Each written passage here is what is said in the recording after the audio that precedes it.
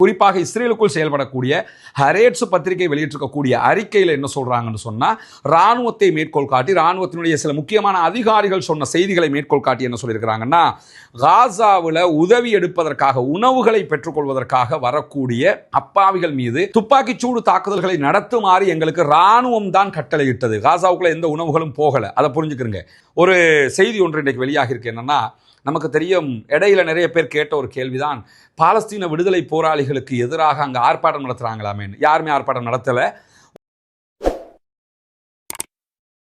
அன்றுக்கினிய சகோதர சகோதரிகளே, நம் அனைவர் மீதும் ஏக இறைவனுடைய அமைதியும் கருணையும் உண்டாகட்டுமாக என்கிற உயரிய பிரார்த்தனைகளோடு பாலஸ்தீனத்தினுடைய காசா பகுதிகளில் என்னவெல்லாம் நடக்கிறது என்கிற செய்திகளைத்தான் நம்ம தொடர்ந்து பார்த்து வருகிறோம். இதுவரைக்கும் 629 நாட்களாக அங்கு என்ன நடைபெறுகிறது என்கிற செய்திகளை தொடர்ந்து நம்ம பார்த்து வந்திருக்கக்கூடிய நேரத்தில் 630வது நாளாகவும் இன்று நடந்திருக்கக்கூடிய சம்பவங்களைத்தான் இன்றைய இந்த வீடியோவில் பார்க்க இருக்கிறோம். வீடியோவுக்கு செல்வதற்கு முன்பதாக ஒரு சுய பரிசோதனையாக நம்ம சில விஷயங்களை பார்க்க வேண்டியிருக்குது. அது என்னன்னா, நம்ம வாழக்கூடிய இந்த உலகத்தில் ஒரு 53 நாடுகள், அரபு இஸ்லாமிய நாடுகள் இருக்கிறது. உலகத்தில் ஒரு செயினாக இருக்கக்கூடிய மிகவும் பலம் வாய்ந்த நாடுகள் என்று சொன்னால் அது அரபு இஸ்லாமிய நாடுகளாகத்தான் இருக்கும். காரணம் என்னன்னா, செல்வம் தலைக்கு மேலே கொளித்து போயிருக்கிறது. அவர்களுக்கு வேண்டிய வளங்களை இறைவன் அள்ளி கொடுத்திருக்கிறான். அப்படி இருந்தும் காசா மக்களை அவர்களால் காப்பாற்ற முடியவில்லை. உலகம் முழுவதும் இருக்கக்கூடிய எத்தனையோ அரசாங்கங்கள் ஏதோ ஒரு மூலையில் ஒருவர் பாதிக்கப்பட்டாலும் குரல் எழுப்புகிறவர்கள் கூட காசாவில் கடந்த 600 நாட்களுக்கு மேலாக இதுவரைக்கும் 75,000க்கு மேற்பட்ட மக்கள் கொல்லப்பட்டிருக்கிறார்கள். கொத்து கொத்தாக கொன்று குவிக்கப்படுகிறார்கள். அதே நேரத்தில் 1,35,000க்கு மேற்பட்டவர்கள் படுகாயம் அடைந்திருக்கிறார்கள். அவர்களை பற்றி கவலைப்படுவதை நீங்கள் காண முடியாது. நமக்கு தெரியும், ஒரு 2 வாரங்களுக்கு முன்பதாக இந்தியாவில் ஒரு பெரிய விமான விபத்து நடந்தது. அந்த விபத்தில் பல அப்பாவி சகோதரர்கள் கொல்லப்பட்டார்கள். அவர்களுக்கு நம்முடைய ஆழ்ந்த இரங்கல்கள் அன்றும் இன்றும் என்றும் இருக்கிறது. ஆனாலும் அவர்களை பற்றி ஊடகங்கள் பேசிய அளவுக்கு கூட எந்த இடத்திலையுமே காசா மக்களை பற்றி பேசுவதை நீங்கள் பார்க்க முடியாது. அவர்களுக்கு கொடுத்த முக்கியத்துவம் கொடுக்கப்பட வேண்டும், உச்சமாக கொடுக்கப்பட வேண்டும். அவர்களும் அவர்களுடைய உறவுகளை தேடி நகர்ந்த அந்த சந்தர்ப்பத்தில் தான் தவிர்க்க முடியாமல் அந்த விபத்து ஏற்பட்டது. அது விபத்தாக ஏற்பட்ட ஒன்றாக இருக்கிறது. இது தெரிந்து கொண்டே அவர்கள் கொல்லப்பட்டு கொண்டிருக்கிறார்கள். ஆனால் அவர்களுக்கான அனுதாப அலையை நீங்கள் இப்படி பார்க்க முடியாது. இப்படி உலகமே பார்த்து கொண்டிருக்கும் போது இன்றைக்கும் அந்த மக்கள் கொத்து கொத்தாக கொல்லப்பட்டு கொண்டிருக்கிறார்கள். நம்ம என்ன பண்ண முடியும் என்று பார்த்தீங்கன்னா, 2 விவகாரங்கள் பண்ணலாம். ஒன்று, அவர்களுக்காக ஜனநாயக ரீதியாக குரல் எழுப்ப முடியும். 2வது, அவர்களுக்காக நாம் பிரார்த்திக்க முடியும். பிரார்த்தனையை தொடர்ந்து செய்து வாருங்கள். ஒவ்வொரு தொழுகைகளிலும் கேட்டு வாங்க. பாலஸ்தீன மக்களுக்காக ஒவ்வொரு தொழுகைகளின் சுஜூதிலும் அத்தைகாத்திலும் அவர்களுக்காக துஆ செய்கிற அதே நேரம் இஸ்ரேலிய ஆக்கிரமிப்பு இராணுவத்திற்கு எதிராக குனூத்து நாசிலாவை மறவாது ஓதி வாருங்கள் என்கிற கோரிக்கைகளோடு எதிர்வருகிற 30ஆம் தேதி திங்கட்கிழமை சரியாக 3:30 மணிக்கு கொழும்பு கொம்பன்ய வீதியில இருந்து, ஸ்லேவ் ஐலண்ட்ல இருந்து கொழும்புல இருக்கக்கூடிய அமெரிக்க தூதுவர் ஆலயத்தை நோக்கி மாபெரும் பாலஸ்தீன விடுதலை பேரணி ஒன்று நடைபெற இருக்கிறது. ஜோசப் ஸ்டாலின் அவர்களுடைய தலைமையில் நடைபெற இருக்கக்கூடிய இந்த பேரணியில இன மத குல ஜாதி வேற்றுமைகள் இல்லாமல் பல சகோதரர்களும் அன்பர்களும் தாய்மார்களும் கலந்து கொள்ள இருக்கிறார்கள். எனவே இலங்கையின் அனைத்து பாகங்களிலுமிருந்து அனைத்து சகோதரர்களும் இதிலே பங்கெடுப்பதற்கு முயற்சி செய்யுங்கள். தயவு செய்து இதிலே வந்து கலந்து கொள்ளுங்கள். நம்முடைய உணர்வுகளை ஜனநாயக ரீதியாக காட்டுவதற்கான வாய்ப்பு இது. நம்முடைய பிள்ளைகள் கொல்லப்பட்டால் எப்படி உணர்வோமோ அப்படி உணர்ந்து இந்த ஆர்ப்பாட்டத்திலே பங்கெடுப்பதற்கு இப்பொழுதே தயாராகுங்கள். எதிர்வருகிற திங்கட்கிழமை சரியாக 3:30 மணிக்கு ஸ்லேவ் ஐலண்டில் இருந்து ஆரம்பிக்கக்கூடிய இந்த நடைபவனி பேரணி கொழும்பில் இருக்கக்கூடிய அமெரிக்க தூதுவர் ஆலயம் வரைக்கும் செல்ல இருக்கிறது. ஒன்றிணைவோம், கரம் கோர்ப்போம், ஜனநாயக ரீதியாக பாலஸ்தீன அப்பாவிகளுக்காக முன்னிற்போம் என்கிற கோரிக்கையும் இந்த இடத்துல வைத்துக்கொண்டு இன்றைக்கு நடந்திருக்கக்கூடிய பல முக்கியமான செய்திகளை நம்ம பார்க்க இருக்கிறோம். இன்றைய நாளில் திடீரென்று லெபனானுடைய பகுதிகள் மீது இஸ்ரேலிய ஆக்கிரமிப்பு ராணுவம் மீண்டும் தாக்குதல்களை நடத்தி இருக்கிறது. லெபனானில் இருக்கக்கூடிய பொதுமக்கள் வாழக்கூடிய பகுதிகளை நோக்கித்தான் இந்த தாக்குதல்களை அவர்கள் நடத்திவிட்டு என்ன சொல்றாங்கன்னா, நாங்கள் நடத்திய தாக்குதல்கள் அங்கே இருக்கக்கூடிய ஹிஸ்புல்லாக்களை இலக்கு வைத்து நடத்தப்பட்டது என்கிற ஒரு செய்தியை சொல்றாங்க. ஹிஸ்புல்லாக்கள் அந்த இடத்துல இல்லை, அவர்களுடைய செயல்பாடுகள் எதுவுமே இல்லை இல்லை என்று இன்னைக்கு லெபனான் கவர்மெண்ட்டே அறிவிச்சிட்டாங்க. பொதுமக்களை இலக்கு வைத்து மீண்டும் ஹிஸ்புல்லாக்களை சீண்டுகிற ஒரு காரியத்தில் இஸ்ரேலிய ஆக்கிரமிப்பு ராணுவம் ஈடுபட்டு வருகிறது என்பதை நம்ம இதிலிருந்து பார்க்க முடிகிற அதே நேரம் இன்றைக்கும் கடந்த 24 மணி நேரங்களுக்குள்ளாக 72 அப்பாவிகள் காசாவிலே கொல்லப்பட்டிருக்கிறார்கள், ஷஹீதாகி இருக்கிறார்கள். அல்லாஹு தஆலா அவர்களுக்கு உயர்தரமான ஜன்னத்துல் ஃபிர்தௌஸை கொடுக்க வேண்டும். அவர்களை இணை வைக்காத பட்சத்தில் ஷஹீதுடைய அந்தஸ்தை பெறக்கூடியவர்கள் என்பது நமக்கெல்லாம் தெரியும். எனவே அந்த பிரார்த்தனையை அவர்களுக்காக செய்து கொள்ளுகிற அதே நேரத்தில் இன்றைக்கு நடந்திருக்கக்கூடிய செய்திகளுக்கு போறதுக்கு முன்பதாக நிறைய பொய்யான செய்திகள் ஸ்ப்ரெட் ஆகிற காட்சியை நீங்க பார்ப்பீங்க. ஆயத்துல்லா அலி ஹாமனியை காணவில்லை. இந்த இந்தியாவில் இருக்கிற கொஞ்சம் யூடியூபர்ஸ் சுப்ஹானல்லாஹ் எங்கே போய் இவங்களை வைக்கிறேன்னு தெரியலை. தம்பி பொக்கிஷம் அதுக்குன்னு ஒரு வீடியோ போட்டிருக்காப்புல, என்னன்னா ஹாமனியை காணலை. இந்த காணலைன்னா என்ன நடந்தது, யுத்தமே நின்று போச்சு, அதுக்கப்புறம் அவர் எங்கே போனார்? அவர் நேற்று டிவியில் பேசிட்டு போகிறாரு, நான் இருக்கிறேன் இந்த பாருங்க, அமெரிக்காவுக்கு எச்சரிக்கை பண்ணிட்டு போகிறாரு. அவரை காணலன்னு சொல்லி வீடியோ போடுற காட்சிகளை நம்ம பார்க்க முடிகிறது. எனவே அது பச்சை போய் அவர் இருக்கக்கூடியதை கண்ணுக்கு முன்னாடி உலகமே பார்த்துருச்சு. ரெண்டாவது, 2 மில்லியன் இஸ்ரேலியர்கள் இஸ்ரேலை விட்டு தப்பி ஓடிவிட்டார்கள், இனிமேல் வாழ முடியாதுன்னு போயிட்டாங்க அப்படின்னு சொல்லி ஒரு செய்தியை பரப்புறாங்க. இதை நிறைய பேர் பரப்புறாங்க. அப்படியா மாஷா அல்லாஹ் அல்ஹம்துலில்லாஹ்னுக்கிட்டு முதல்ல இது பொய்யான செய்தி. அப்படி யாருமே அங்கிருந்து வெளியேறலை. யுத்தம் காரணமாக ஏற்கனவே 1 மில்லியனுக்கு மேலே ஆரம்பத்திலிருந்தே வெளியேறிட்டாங்க, அது வேற விஷயம். ஆனால் இந்த ஈரான் இஸ்ரேல் கன்ஃப்ளிக்ட்டுக்குள்ள 2 மில்லியன் 20 லட்சம் பேர் வெளியே போனதாக சொல்லப்படக்கூடிய செய்தி பச்சை பொய்யான செய்தி. அப்படி எதுவுமே நடக்கவில்லை. ஆரம்பத்தில் அவங்க சைப்ரஸுக்கு கொஞ்சம் பேர் பெரிய அளவில் டாலர்கள் செலுத்தி கடல் வழியாக போய் கொண்டிருந்தாங்க. அவர்களும் மீண்டு வந்து கொண்டிருக்கிறார்கள் என்று இன்றைக்கு ஆக்கிரமிக்கப்பட்ட பாலஸ்தீன அரசாங்கம், இஸ்ரேலிய கவர்மெண்ட் அறிவிச்சிருக்கக்கூடிய செய்தியை நம்ம பார்க்க முடிகிற அதே நேரத்தில் காசாவுக்குள்ள உணவுகள் செல்கிறது, லாரி லாரியா சாப்பாடு போகுது என்கிற செய்திகள் பரப்பப்படுகிறது. இதுவும் பச்சை பொய்யான செய்தி. அதுல கொஞ்சம் பேர் அட்வான்ஸா போய் அங்க இருக்கக்கூடிய பாலஸ்தீன விடுதலை ராணுவம் தங்க கையில் எடுத்து மக்களுக்கு அப்படி கொடுத்துக்கிட்டு இருக்கிறாங்க அப்படிங்கிற மாதிரி செய்திகள் எல்லாம் சொல்றாங்க. இதுவும் பச்சை பொய்யான செய்தி. ஒரு உணவு வாகனம் கூட இதுவரைக்கும் காசாவுக்குள்ள கடந்த 4 மாதங்களாக உள்ளே நுழையவில்லை என்பதையும் நம்ம கவனிக்கிற அதே நேரத்தில் இன்னும் சில பேர் அட்வான்ஸா போய் இங்க பாருங்க, ஈரான்ல இருந்து உணவுகள் போயிருக்குது, அந்த லாரிகள் வரிசையா நிற்கிறத பாருங்க. ஈரான்ல இருந்து தனியா எல்லாம் உணவெல்லாம் அங்கே போக தேவையில்லை. வெளியில 13,000 கண்டெய்னர் இருக்குது ரஃபா பார்டர்ல.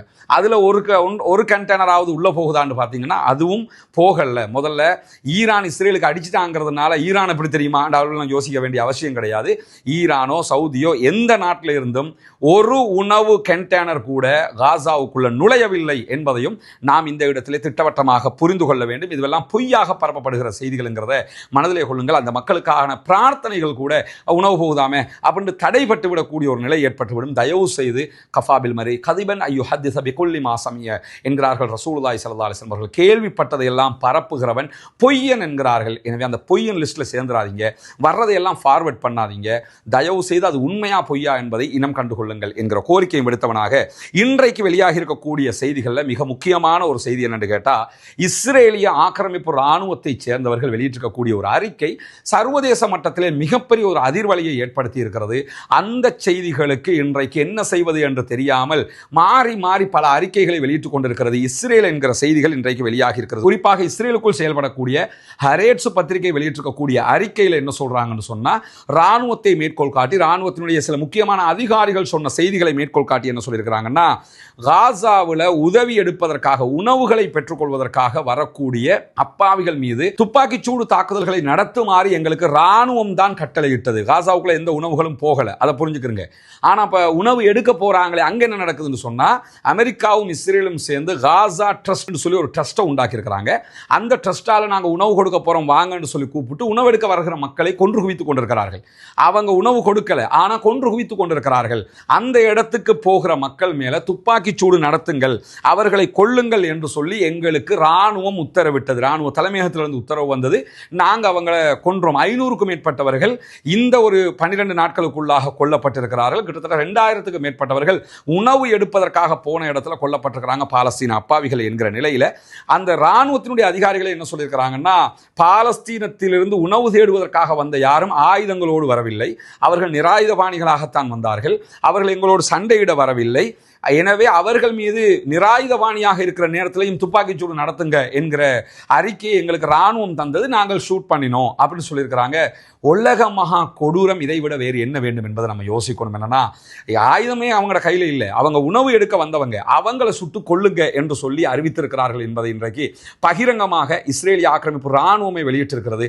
அந்த செய்திகள் இன்றைக்கு மிகப்பெரிய ஒரு அதிர்வலையை இஸ்ரேலுக்குள் மட்டுமல்ல சர்வதேச அளவிலும் உண்டாக்கி இருக்கக்கூடிய நேரத்தில் காசாவில் இருக்கக்கூடிய அந்த வீடுகளை எல்லாம் குண்டு போட்டு அழிச்சதுக்கு பிறகு வீடுகளை மொத்தமாக புல்டோசர் போட்டு உடைக்கிற காட்சிகளை நீங்கள் பார்த்துருப்பீங்க. இந்த புல்டோசர் போட்டு உடைப்பதற்கு அங்கே இருக்கக்கூடிய பல கம்பெனிகளுக்கு அவங்க என்ன பண்ணியிருக்கிறாங்கன்னா கான்ட்ராக்ட் கொடுத்துருக்குறாங்க. இந்த கான்ட்ராக்டில் நீங்கள் எடுத்துக்கிட்டீங்கன்னா ஒரு வீட்டை உடைக்கிறதுக்கு 5000 ஷேக்கல்கள் வழங்கப்படுகிறது. ஷேக்கலுங்கிறது இஸ்ரேலுடைய, நம்ம நாட்டில் ருபீஸ் மாதிரி, இந்தியாவில் ருபீஸ் மாதிரி, யூஎஸில் டாலர் மாதிரி, இஸ்ரேலில் வந்து ஷேக்கல் என்று சொல்லுவாங்க. 5000 ஷேக்கல் கொடுப்பாங்க ஒரு வீட்டை உடைக்கிறதுக்கு. எனவே அதுக்கு தனி கம்பெனிகள் என்ன பண்ணுறாங்கன்னு கேட்டால் அந்த கான்ட்ராக்டை எடுத்துக்கிட்டு வந்து வீடுகளை உடைத்து கொண்டிருக்கிறார்கள். எனவே இஸ்ரேலுடைய இந்த காரியம் ஒரு காலம் ஏற்றுக்கொள்ள முடியாது என்று சொல்லி இன்றைக்கு பல மனிதநேய மிக்கவர்களே இன்றைக்கு ஆழ்ந்த கவலைகளை வெளியிட்டுக் கொண்டிருக்கக்கூடிய நேரத்தில் இஸ்ரேலுடைய அதிகாரிகள் சொல்கிறார்கள், இந்த உதவி மையங்கள், உணவு எடுக்க போகிற உதவி மையங்கள் எப்படி இருக்குன்னு சொன்னா ஒரு போர்க்களம் போன்று இருக்கிறது. அவங்க தாக்குதல் படைகளின் மீது தாக்குதல் நடத்த வருகிற படைகள் மீது ரிப்பீட் தாக்குதல் நடத்துகிற அளவுக்கு எங்களுக்கு அட்டாக் பண்ண சொல்றாங்க. எனவே அந்த அப்பாவிகள் மீது நாங்களாக ஷூட் பண்ணல, ராணுவம் சொல்லித்தான் இந்த ஷூட்டிங் நடந்து கொண்டிருக்கிறதுங்கிறத பகிரங்கமாக ஒப்புக்கொண்டிருக்கிறார்கள். இதைவிட ஒரு யுத்த நிறுத்த மீறலுக்கான ஆதாரம் இஸ்ரேல் மீது தேவையில்லை என்பதையும் நம்ம புரிந்து கொள்ள முடிகிறது. அதே நேரத்தில் காசாவில் நோயாளிகளுக்கு கொடுப்பதற்கு மருந்துகள் இல்லை. எனவே அவர்களுக்கு காலாவதியான மருந்துகளை நாங்கள் கொடுத்து கொண்டிருக்கிறோம் என்கிறது பாலஸ்தீன சுகாதார அமைச்சகம். இந்த டேட்டுக்கு பிறகு இந்த மருந்தை கொடுக்கக்கூடாதுன்னு வச்சிருப்பாங்கல்ல, ஒரு மருந்துக்கு இவ்வளவுதான் டேட்டுன்னு நிர்ணயிச்சிருப்பாங்க.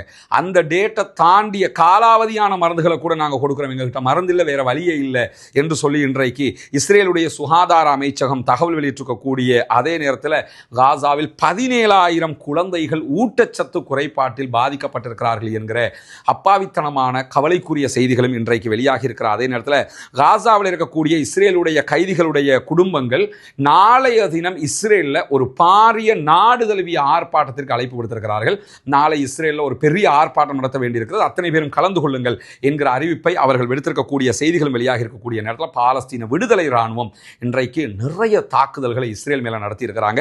குறிப்பாக தெற்கு காசா பகுதிகளில் இருக்கக்கூடிய கான் யூனிஸுக்கு கிழக்கில் இருக்கக்கூடிய அபாசன் அல் கபீரா என்கிற பகுதிகளில் இஸ்ரேலிய ஆக்கிரமிப்பு இராணுவத்தினுடைய ஒரு வெஹிக்கிளை இலக்கு வைத்து யாசின் 105 என்கிற அவர்களுடைய தயாரிப்பு ஆயுதத்தை கொண்டு தாக்குதல்களை நடத்தி இருக்கிறார்கள். அதிலே ஒரு வாகனம் முற்றுமுழுதாக அளிக்கப்பட்டிருக்கு, அதற்குள் இருந்தவர்களும் அளிக்கப்பட்டிருக்கிறார்கள் என்கிற செய்தி வந்திருக்கு. குறைந்தது 5 பேர் அதற்குள் இருந்திருக்க வாய்ப்பு இருக்கிறது என்கிறது பாலஸ்தீன விடுதலை இராணுவம்.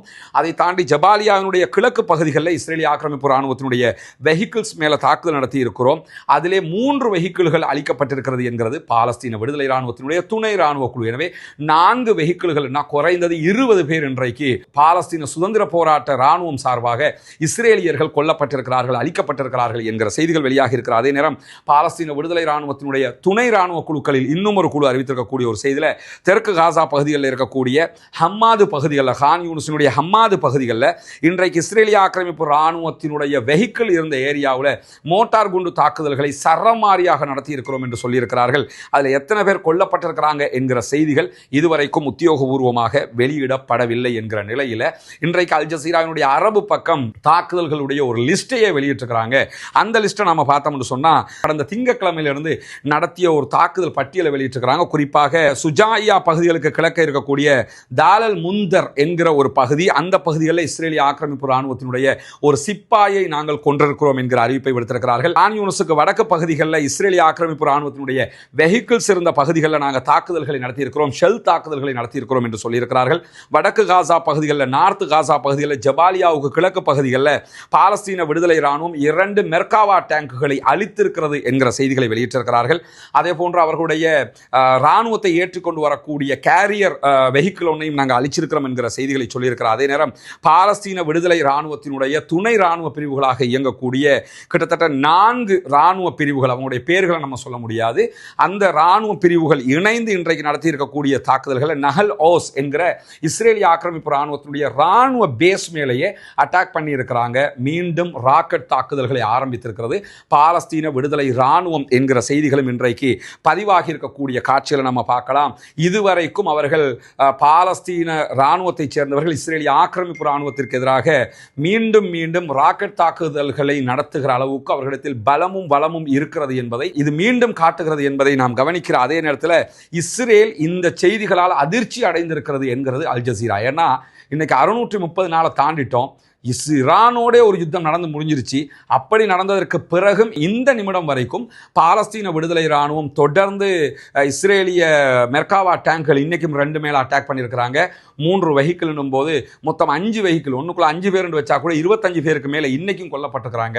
ஆனால் இந்த செய்திகள் எதையுமே இஸ்ரேலுடைய ஊடகங்கள் வெளியிடுறதை நீங்கள் பார்க்க முடியாது. 2 பேர் செத்துட்டாங்க, 3 பேர் செத்துட்டாங்கிற செய்தியில் சொல்கிறாங்க. இன்றைக்கும் 25க்கும் மேற்பட்டவர்கள் கொல்லப்பட்டிருக்கிறார்கள் என்கிற செய்திகள் வெளியாகி இருக்கக்கூடிய நேரத்தில் மீண்டும் நஹல் ஓஸ் இராணுவ தளத்தின் மீது ராக்கெட் தாக்குதல்கள் ஏவி இருக்கிறார்கள் என்றால் இன்னும் பாலஸ்தீன விடுதலை இராணுவத்திடத்தில் ராக்கெட் கேப்பபிலிட்டி இருக்கிறது என்பதை நம்ம புரிஞ்சுக்கிற முடியுது. எனவே பாலஸ்தீன விடுதலை இராணுவம் அவர்களுடைய பலத்தோடும் வளத்தோடும் இருந்து கொண்டு மீண்டும் தாக்குதல்களை தொடர்கிறார்கள் என்கிற நிலையில் ஒரு செய்தி ஒன்று இன்றைக்கு வெளியாகி இருக்கு. என்னன்னா, நமக்கு தெரியும், இடையில நிறைய பேர் கேட்ட ஒரு கேள்விதான், பாலஸ்தீன விடுதலை போராளிகளுக்கு எதிராக அங்கே ஆர்ப்பாட்டம் நடத்துகிறாங்களாமேன்னு. யாருமே ஆர்ப்பாட்டம் நடத்தலை. இஸ்ரேலுக்கு எதிராக ஆர்ப்பாட்டங்கள் நடத்தப்படுகிற இடத்துல 2 பேர் என்ன பண்ணாங்கன்னா, உள்ள வந்து பாலஸ்தீன விடுதலை இராணுவத்திற்கு எதிராகவும் ஆர்ப்பாட்டம் நடத்தியதை பிபிசி போன்ற ஊடகங்கள் எடுத்து பெரிய ஒரு செய்தியாக காட்டி கொண்டிருந்தாங்க. இவங்க யாரு என்று சொல்லி யோசித்துக் கொண்டிருக்கக்கூடிய நேரத்தில் தான் இவங்க யாசர் அபு ஷபாப் என்கிற ஒரு துரோகியினுடைய தலைமையில் உருவாக்கப்பட்டிருக்கக்கூடிய, இஸ்ரேலால் உருவாக்கப்பட்டிருக்கக்கூடிய ஒரு ஆயுத குழு என்கிற செய்தி வெளியாகி இருந்தது. அப்படியான சந்தர்ப்பத்தில் இந்த யாசர் அபு ஷபாப் என்கிறவனுக்கு இந்த டைம்ல என்ன பண்றாங்கன்னா, இஸ்ரேல் ஆயுதங்களை கொடுக்குறாங்க, அவனுக்கு பயிற்சி கொடுத்திருக்கிறாங்க. ஒரு 30 பேர் அளவுக்கு தான் அவங்க இருப்பாங்க என்று சொல்லப்பட்ட நிலையில அவனோடு இன்னும் சில துரோகிகள் சேர்ந்து கொண்டிருப்பதான செய்திகள் வெளியாகி இருக்கிறது. அவனை வச்சுக்கிட்டு என்ன பண்றாங்கன்னா, பாலஸ்தீன விடுதலை இராணுவத்தோடு மோத விடுகிறார்கள். பாலஸ்தீன விடுதலை இராணுவம் ஆல்ரெடி இஸ்ரேலோட சண்டை பிடிக்க வேண்டியிருக்குது, தங்களுடைய மக்களை பாதுகாக்க வேண்டியிருக்குது, அவங்களுக்கு தேவையான உணவுப் பொருட்கள் மருந்துகளை எப்படியாவது கொடுக்க வேண்டிய கட்டாயம் இருக்கிறது. அதற்குள்ளாக துரோகிகள் இவங்களும் இடையில வந்திருக்கிறாங்க. இவங்களுக்கு எதிராகவும் சண்டை பிடிக்க வேண்டிய நிர்பந்தம் அவர்களுக்கு இருக்கக்கூடிய நேரத்தில் இந்த துரோகிகள் இஸ்ரேலிலிருந்து வெப்பனையும் காசையும் எடுத்துக்கொண்டு தொடர்ந்து தாக்குதல்களை நடத்துகிற நேரத்தில் ஒரு 2-3 நாளைக்கு முன்னாடி இஸ்ரேலிய ஆக்கிரமிப்பு இராணுவம் என்ன செஞ்சாங்கன்னா, 3 பணைய கைதிகளுடைய பாடிகளை நாங்கள் மீட்டிருக்கிறோம் என்று சொல்லி ஒரு அறிவிப்பை விடுத்துட்டு இருந்தாங்க. 3 பேர் பணைய கைதிகளாக பலஸ்டைன் போராளிகளிடத்தில் இருந்த 3 பேருடைய உடல்கள், சடலங்களை நாங்கள் மீட்டிருக்கிறோம் அப்படின்னாங்க. இதை அவங்க மீட்டதாக அறிவிச்சிட்டாங்க 3 நாளைக்கு முன்னாடி. இன்னைக்கு அதே குரூப் என்ன பண்றதுன்னு கேட்டால், இந்த உடல்கள் 3 உடல்கள் காசாவுக்குள் இருந்து யாசர் அபு ஷபாப் குரூப் மூலமாக மீட்டெடுத்து எங்களுக்கு தரப்பட்டிருக்குது அப்படின்னு ஒரு செய்தியை சொல்லியிருந்தாங்க. இன்னைக்கு முழுவதும் இஸ்ரேலில் இருக்கக்கூடிய ஊடகங்களை கலாச்சி தள்ளிக்கிட்டு இருக்கிறாங்க, கேவலப்படுத்திக்கிட்டு இருக்கிறாங்க, அசிங்கப்படுத்திக்கிட்டு இருக்கிறாங்க. ஏன்னா, நீங்க தானடா மீட்டதா சொன்னீங்க, மீட்டதா சொல்லிவிட்டு இப்போ யாசர் அபு ஷபாப் குரூப் மீட்டதா ஏன் பொய் சொல்கிறீங்க? அவங்கள பாலஸ்தீன விடுதலை அமைப்பு வச்சு வெளுத்துக்கிட்டு இருக்கிறாங்க, தாக்குதல் நடத்திக்கிட்டு இருக்கிறாங்க.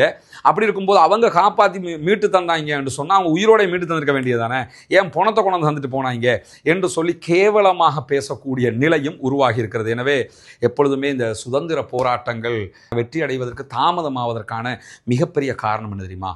துரோகிகளாக இருப்பவர்கள் தான். ஒவ்வொரு நாட்டிலையும் ஒவ்வொரு சுதந்திர போராட்ட காலத்தின் போதும் இப்படியான துரோகிகள் இருந்திருக்கிறார்கள். எனவே பாலஸ்தீனத்துக்குள்ள யாசர் அபு ஷபாப் என்கிற ஒருவனுடைய தலைமையில் சில துரோகிகள், இஸ்ரேலுடைய அடியாட்கள், கையாட்கள் கிளம்பி வந்திருக்கிறாங்க. அவங்க தான் இப்பொழுது பாலஸ்தீன விடுதலை இராணுவத்திற்கு எதிராக அவ்வப்போது தாக்குதல்களை நடத்துகிறார்கள். அவர்களை இனம் கண்டிருக்கிறோம், அவர்களோடு நாங்கள் கடுமையாக நடந்து கொள்வோம், அவர்களை உயிரோடு பிடிப்போம் அல்லது அவர்கள் மீது தாக்குதல்களை நடத்துவோம் என்று பாலஸ்தீன விடுதலை இராணுவமும் அறிவித்திருக்கிறது. பொறுத்திருந்து பார்ப்போம் என்னவெல்லாம் நடக்கிறது என்பதை. வருகிற செய்திகள் உண்மையா பொய்யா என்பதை அறிந்து அதை ஏற்றுக்கொள்ளுகிற ஒரு பக்குவத்தை வளர்த்து கொள்ளுங்கள். ரொம்ப ஒரு கிரிட்டிக்கலான நேரத்தில் பாலஸ்தீன அப்பாவிகளுக்கு உணவே போகலை என்கிற ஒரு நேரத்தில் இந்தா உணவு போகுது அந்தா உணவு போகுதுங்கிற செய்திகளை தயவு செய்து பொய்யாக பரப்பாதீங்க. அது அவர்களுக்கு உண்மையிலேயே உணவு போகாமல் இருப்பதற்கான ஒரு காரணமாக மாறிடும். 2வது, துவா கேட்குறவங்க கூட அப்போ உணவெல்லாம் போகுது அப்போ போதுங்கிற ரீதியில் அவங்களுக்கு கிடைக்கிற பிரார்த்தனையை இல்லாமலாக்குறீங்க. அந்த மாதிரியான காரியங்களை யாரும் செய்யாதீர்கள் என்கிற கோரிக்கையும் விடுத்தவனாக எதிர்வருகிற 30ஆம் தேதி திங்கட்கிழமை 3 மணிக்கு கொழும்பு கொம்பன்ய வீதியில் இருந்து ஆரம்பிக்கக்கூடிய பாலஸ்தீன விடுதலை பேரணியில் அனைவரும் பங்கெடுப்போமாக என்கிற அழைப்பை விடுத்துக் கொள்கிறேன். பாலஸ்தீனம் வெற்றி பெற வேண்டும், பாலஸ்தீனம் சுதந்திரம் அடைய வேண்டும், பாலஸ்தீன மக்களும் நம்மை போன்ற நிம்மதியானவர்களாக மாற வேண்டும், வாழ வேண்டும் என்கிற உயரிய பிரார்த்தனைகளோடு பாலஸ்தீன அப்பாவிகளுக்காக பிரார்த்திக்கிற அதே நேரம் இஸ்ரேலிய ஆக்கிரமிப்பு இராணுவத்திற்காக தொடர்ந்தும் குனுத்து நாசிலாவை ஓத மறந்து விடாதீர்கள் சகோதரர்களே, நண்பர்களே, தாய்மார்களே என்கிற கோரிக்கையை விடுத்தவனாக ஜனநாயக ரீதியாகவும் பாலஸ்தீன மக்களுக்காக குரல் எழுப்புவோமாக. வாஹர் தஅவானா அல்ஹம்துலில்லாஹி ரப்பில் ஆலமீன்.